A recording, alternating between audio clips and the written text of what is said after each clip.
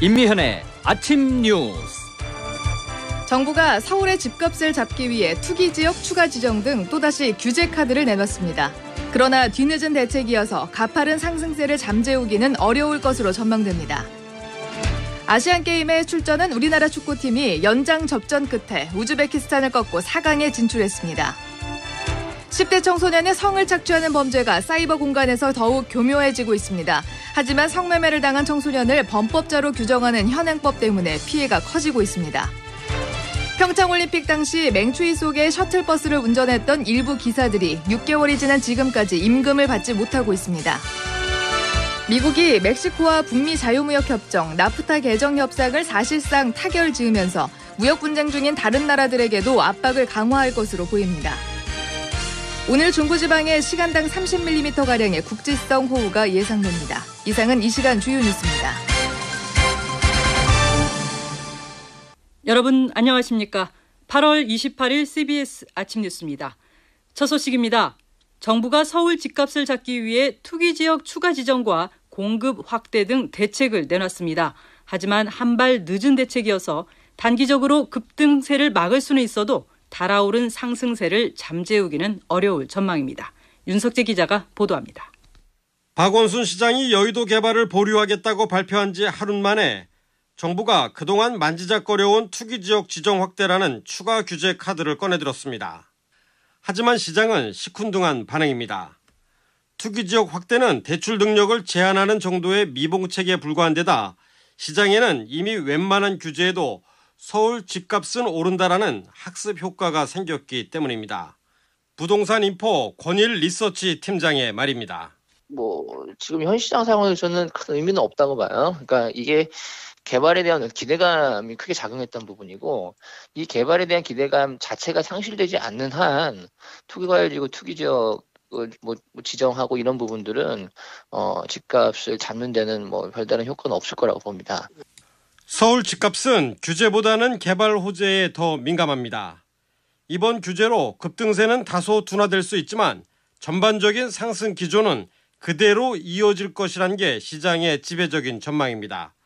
부동산 정보업체 RNC 연구소 양지용 소장의 말입니다.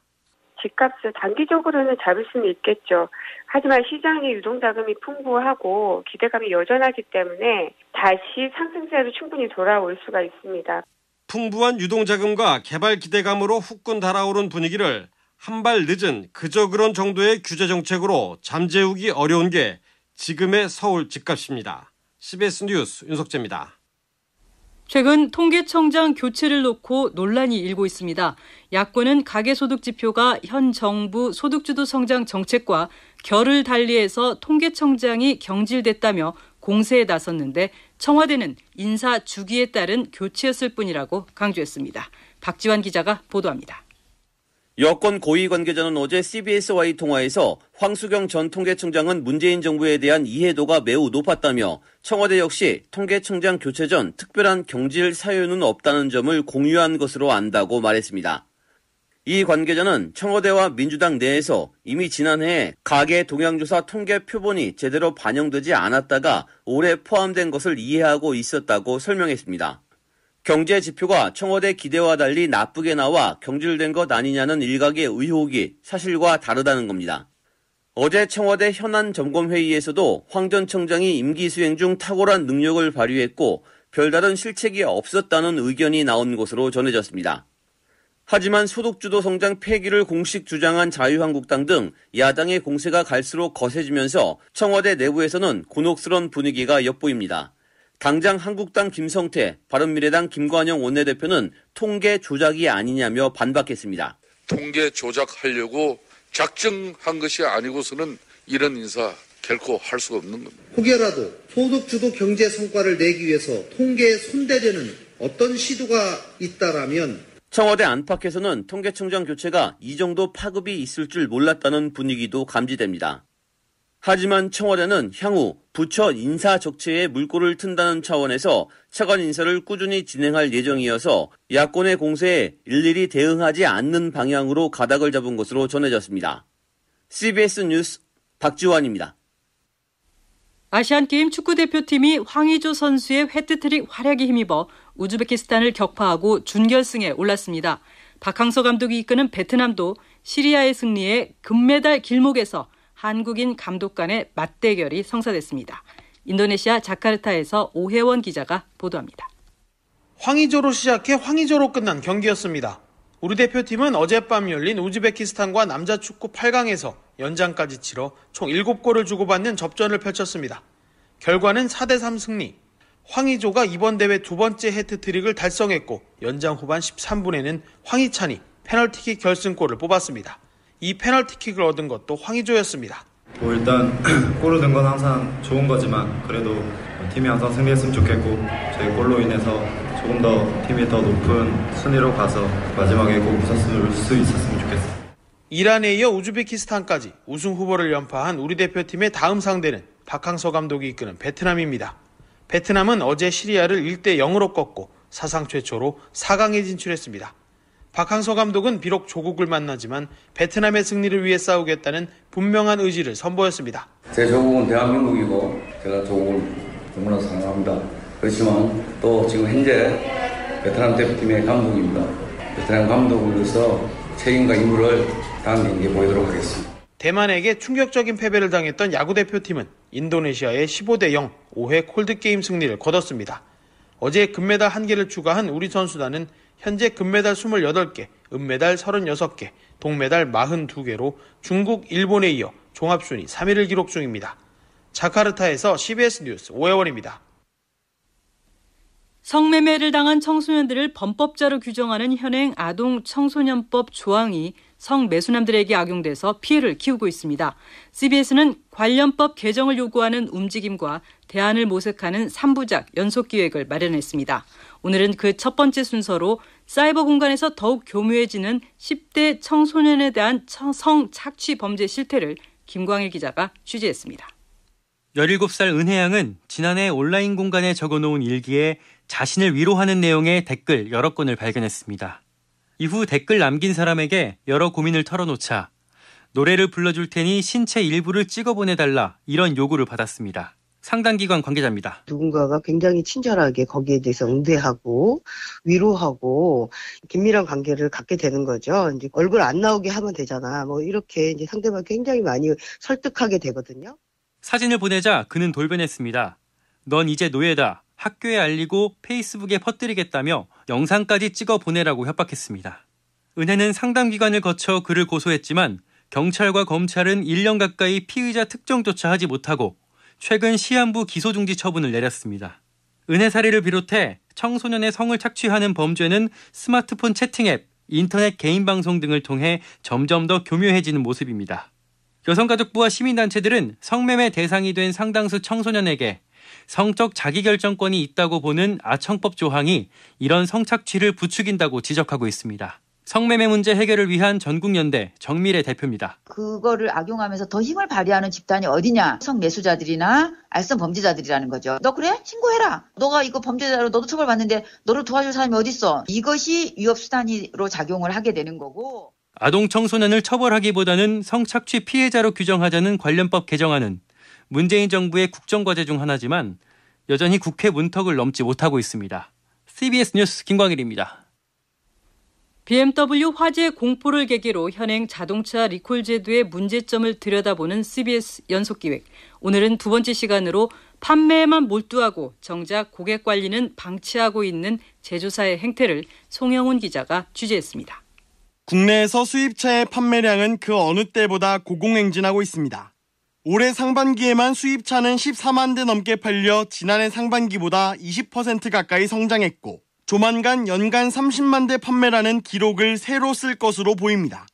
특히 어제 CBS가 엔진 결함 문제를 보도한 랜드로버의 경우는 국내에서 급성장한 회사로 이미 지난해 매출이 1조 원을 넘어섰습니다.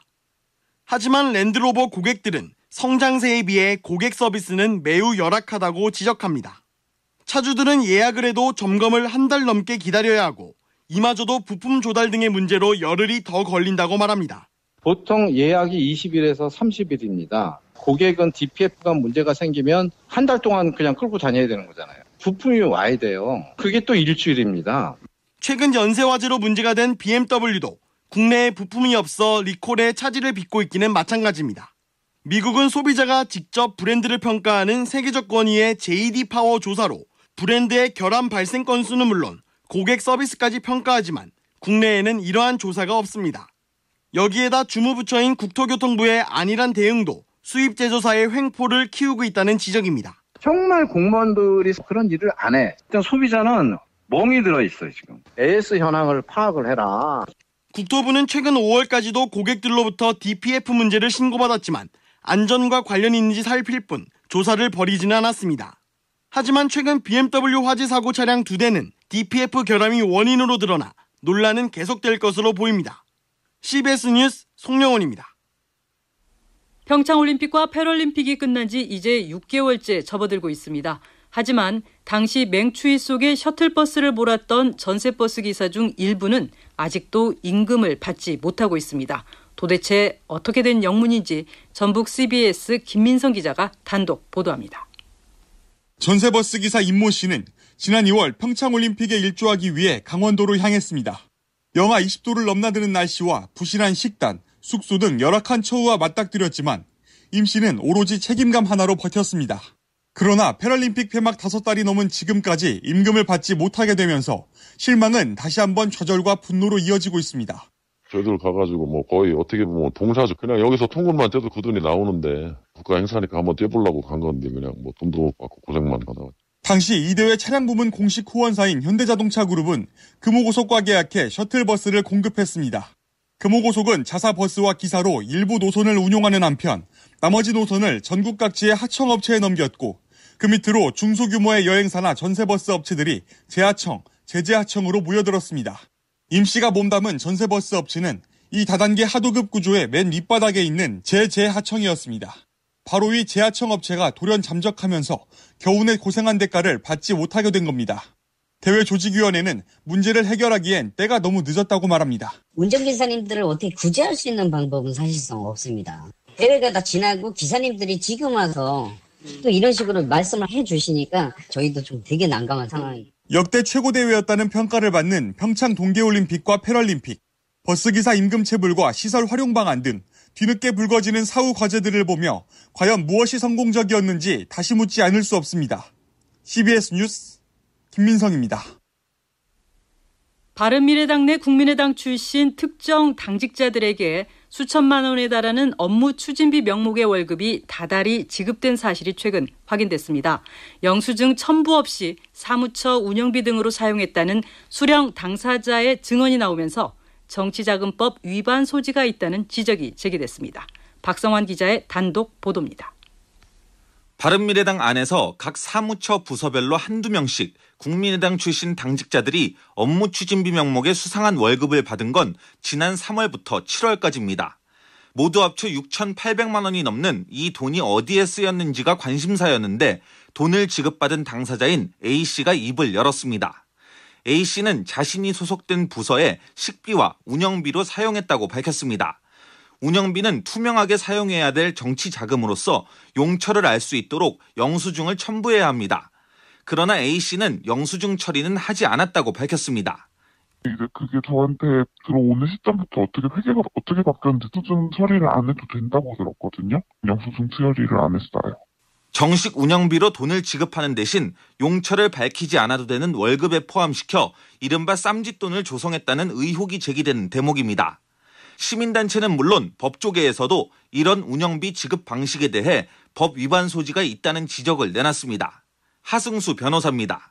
그게 이제 허위 회계 보고에 해당하기 때문에 자체가 정치자금법 위반이죠. 그러니까 아마 그걸 알면 조치를 안 취할 수가 없을 텐데요.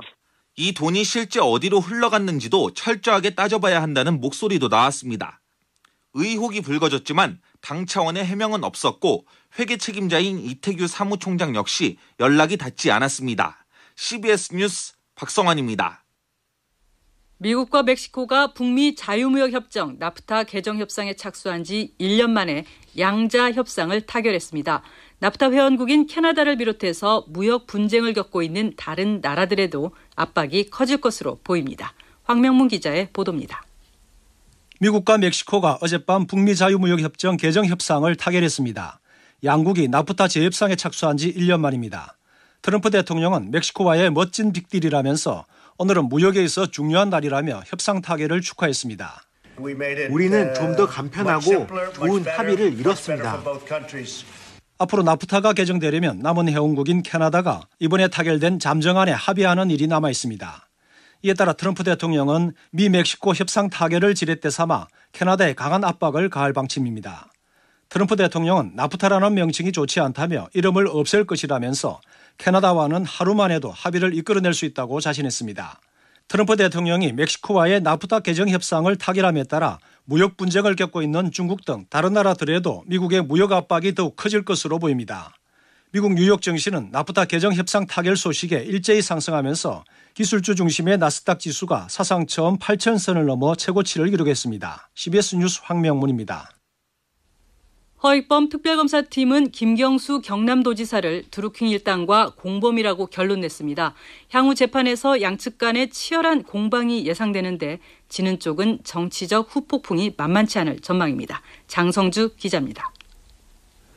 특검은 김 지사를 매크로 프로그램인 킹크랩을 이용해 댓글을 조작한 드루킹 일당의 공범으로 보고 불구속 기소했습니다.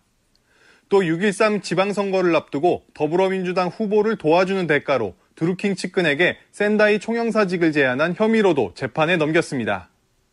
재판의 핵심은 2016년 11월 9일 킹크랩 시연회에 김 지사가 참석했는지 여부입니다. 허 특검과 김 지사입니다. 김경수 당시 국회의원에 대하여는 2016년 11월 9일 댓글 작업에 대한 시연을 참석하고 그런 사실 없습니다. 이렇게 대립하고 있는 양측은 특검이 객관적 증거를 확보하지 못해 정황 증거로만 재판에서 공방을 벌일 전망입니다. 다만 김 지사의 유죄가 인정되면 문재인 정부도 정치적인 타격을 입게 될 걸로 보입니다. 2016년 12월 1154번에 불과했던 댓글 조작이 박근혜 전 대통령이 탄핵된 지난해 3월 74만 8천여 건으로 늘어나더니 대선 국면이 본격화된 4월에 768만 건으로 증가한 탓입니다. 반대로 김 지사가 무죄를 받게 되면 변죽만 울린 특검을 낳은 자유한국당에게 비난의 화살이 돌아갈 걸로 관측됩니다. 김성태 원내대표가 특검 도입을 위해 9일간 단식하고 허익범 변호사를 특검으로 추천했기 때문입니다. 한편 1심 재판은 서울중앙지법 형사합의 32부 심리로 특검법에 따라 3개월 안에 끝날 예정입니다. CBS 뉴스 장성주입니다. 국민연금 수익률이 최근 0%대를 기록하면서 노후 대비에 대한 불안이 확산되고 있습니다. 이런 상황에서 개인연금과 변액보험의 수익률도 기대에 미치지 못하는 것으로 나타났습니다. 조근우 기자가 취재했습니다. 개인연금 저축의 수익률이 매년 낮아지고 있습니다. 생명보험사가 판매하는 연금저축의 2013년 연간 수익률은 4.1%였으나 지난해에는 2.6%를 기록했습니다. 손해보험사의 연금저축도 같은 기간 4.1%에서 2.4%로 수익률이 떨어졌습니다. 은행이 취급하는 연금저축 신탁은 2013년 2.4%였던 수익률이 지난해 1.4%까지 하락했습니다. 연금저축펀드는 지난해에는 16%였으나 2014년에는 마이너스 4.3, 2016년에는 마이너스 1.3%였습니다. 변액보험도 기대에 미치지 못했습니다. 생명보험협회가 공시하는 변액연금보험의 납입보험료 대비 연환산 수익률은 최고 3.6에서 최저 마이너스 10.5%였습니다. 변액 유니버설 보험은 연환산 수익률이 최고 1.3에서 최저 마이너스 8.4%였습니다. 보험업계 관계자입니다. 납입원금 대비 수익률은 아무래도 좀 낮을 수밖에 없고 특히 초기일수록 그리고 그냥 운용 보험료만 가지고 수익률은 그보다 좀 좋게 나올 수 있고요. 앞서 국민연금공단은 올해 5월까지 국민연금기금 수익률이 0.49%라고 밝혔습니다. 다만 공단은 최근 5년 동안 수익률은 4.49%라며 수익률 하락은 일시적인 현상이라고 해명했습니다. CBS 뉴스 조근호입니다. 인터넷 전문은행의 은산분리 완화와 관련해서 국회 입법 논의가 공전하면서 금융위원회와 업계가 당혹감을 감추지 못하고 있습니다. 장관순 기자입니다. 인터넷 은행에 대한 은산분리 완화를 추진 중인 금융위원회 최종구 위원장은 여야 국회의원들을 상대로 규제 완화 입법의 필요성을 꾸준히 설득해왔습니다. 재벌의 사금고화라는 우려가 사실상 거의 없습니다. 인터넷 은행이 이미 증명하고 있는 여러 가지 그 국민들에 대한 편익을 더 주는 쪽으로 해갔으면 하는 게 저희 생각입니다. 지난 24일과 어제 있었던 소관 상임위원회 법안심사 소위에도 직접 찾아가는 등 노력을 기울였습니다. 이달 초 문재인 대통령 앞에서 정책 행사를 열어 혁신 법안들이 하루빨리 결실 맺도록 하겠다고 공개 선언도 했던 입장입니다. 하지만 국회에서는 기대에 반하는 결과가 나왔습니다. 어제 마지막 법안 소위에서 여야 이견 탓에 은산분리 완화 법안 처리가 불발됐기 때문입니다. 오는 31일 본회의로 예정됐던 최종 입법도 어려워졌습니다. 쟁점은 규제 완화 대상의 범위였습니다. 여당은 일부 정보통신기술업체를 뺀 1인 총수지배 재벌의 배제를, 야당은 모든 기업에 문호를 열 것을 각각 주장했습니다. 입법 지연 소식은 K뱅크와 카카오뱅크 등 인터넷 은행 업계도 낙심시켰습니다. 규제 완화를 통해 사업 확장을 추진하려던 계획이 덩달아 미뤄지기 때문입니다. 다만 여야 원내 지도부의 담판으로 최종 쟁점들이 절충된다면 조기 입법이 가능할 수도 있다는 조심스러운 전망도 나옵니다. CBS 뉴스 장관순입니다.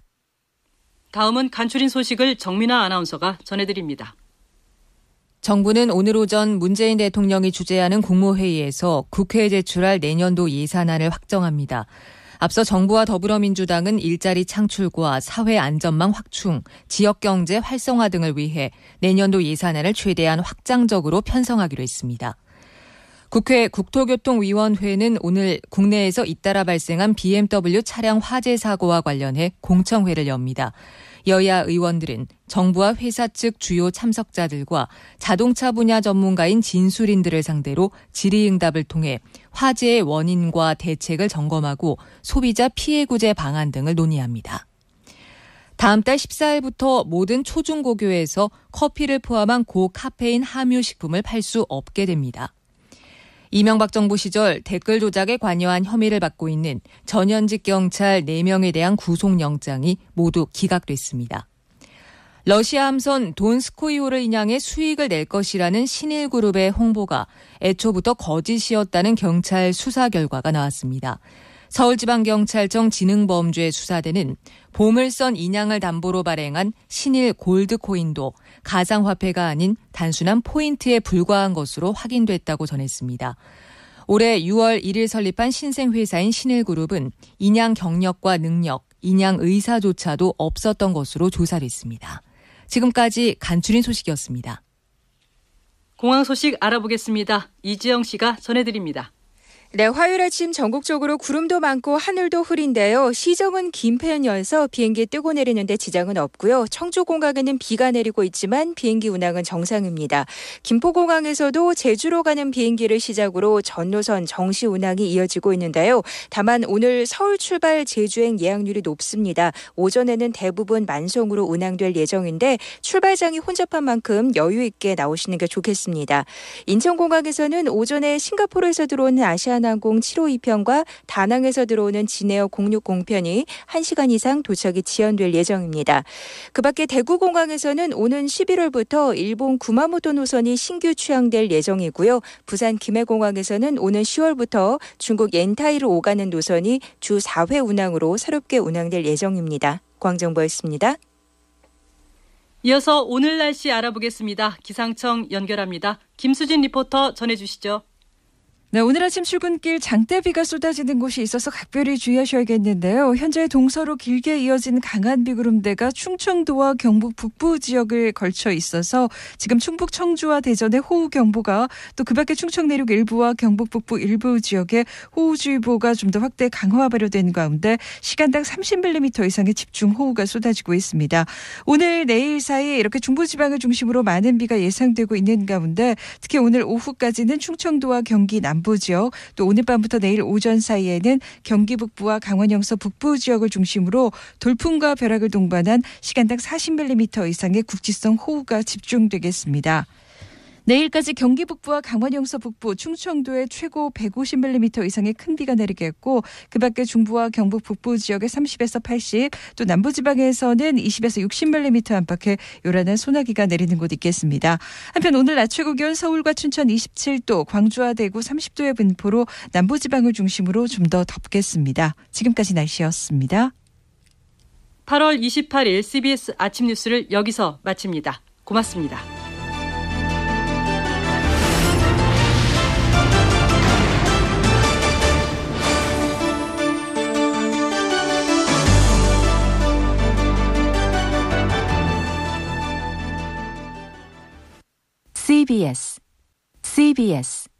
CBS